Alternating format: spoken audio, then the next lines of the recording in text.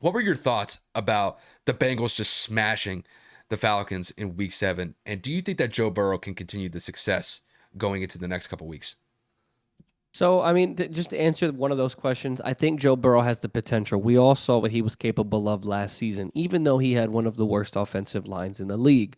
Now, when you give Joe Burrow just a little bit of time, when you give Joe Burrow the weapons and give the wide receivers spacing and Joe Mixon room to run, the sky's the limit for this team. I mean, you can see literally T. Higgins was 7 yards away from three receivers having over 100 yards in a game. Kyle already went through the stats. Boyd, Jamar, and Higgins absolutely carved it up. Obviously, Joe Burrow just torched them. And I'll give you guys a stat. There's the same stat I gave Kyle that we both were in awe. There have only been two instances of a quarterback having over 500 total yards and 4 touchdowns in a game, and that's Joe Burrow. Joe Burrow is the only quarterback in history to have 500 yards twice with 4 total touchdowns. Unheard of. But the fact that he's the only person on the list twice says what needs to be said. Everybody knows that the Bengals have been struggling. Their record indicates it. 4-3, not the greatest record in the world. They're tied with Baltimore, but Baltimore owns the tiebreaker technically because they won in that divisional matchup. But I mean, what can you say? We know the Bengals have the competition in their division. We know that the Bengals have the offensive talent. The defense has been playing very well, excluding the second quarter where they gave up 17 points to Atlanta. The defense came right back and shut them down and allowed 0 points in the second half. 35-17 is a very, very, very, very dominant performance for a team that was coming off of a shaky start, 3-3. A couple losses to some teams they shouldn't have lost to, a couple of wins that maybe they scraped by. I don't know. The Bengals are very inconsistent this season. They're very up and down. I hope Joseph can continue this. Yes, I call him Joseph. It's an ongoing joke with people that know me personally. And I look at the Falcons and I'm like, what the hell happened over here? Like, this man, Marcus Mariota, had 8 completions, 13 total attempts. He had 124 yards, was sacked 3 times. Like, Atlanta's just so weird. They have games like they did against the Bucks where they almost won. Then they have the 49ers game last week where they're like, oh shit, can they actually go and take the NFC South?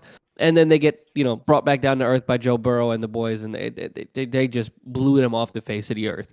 I hope for the sake of the Bengals, they're able to keep this up. I would like to see them win the division. I would like to see them compete in the playoffs again just to show everybody it was not a fluke. But at the same time, I understand that because of the offensive line and defensive inconsistencies in certain instances, it could easily become unraveled. Happy that the Bengals won. They absolutely dominated in all phases. And, Atlanta goes back to the drawing board, and they're tied with Tampa for first place in the NFC South at 3-4. So first things first, I got to thank Joe Burrow, first of all, for basically helping me win Facts. fantasy this week. I got to start off with that. He dropped a 40-point bomb in fantasy, bro.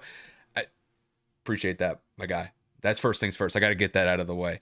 Now let's actually get into the brass tacks of the game, and then I guess kind of looking at it from an extended perspective for the next couple of weeks. Man, the Bengals needed a game like this because when I look at the Bengals last week, it finally seemed like the Bengals were starting to get into rhythm offensively against the Saints.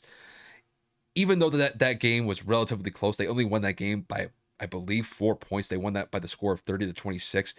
There still were some issues that were lingering with the Bengals, especially with the offensive line not really being able to protect Joe Burrow. And it's still an issue that kind of persists with all of the transactions that they had this past offseason to try to bolster that part of the offense.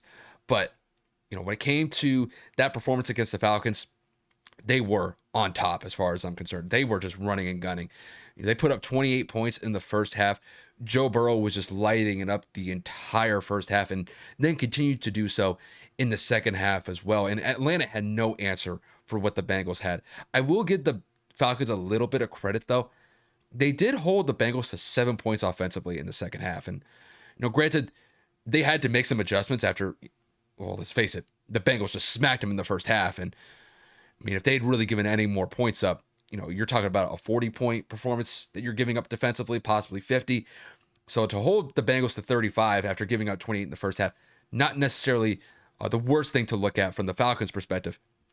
But when it comes to the Bengals, I think the Bengals are starting to get into rhythm. They're starting to get into that midseason form.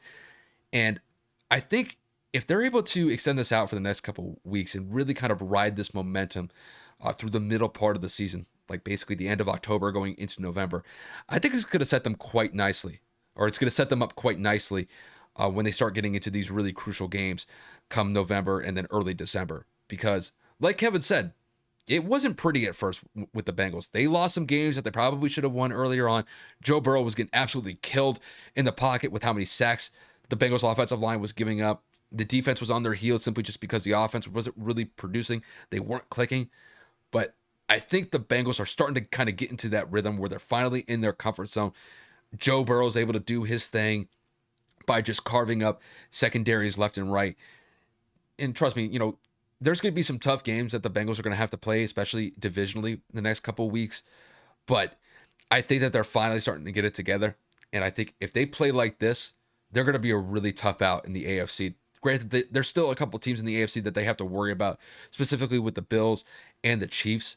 But I think, as far as I see it, if the Bengals are like this for the foreseeable future, if they play up to this standard where they're putting up in the upper 20s or lower 30s for point totals offensively, and their defense is playing at this standard, I think they'll be just fine as the season progresses. And I do think that they will be a top team in the AFC when the playoff time comes around.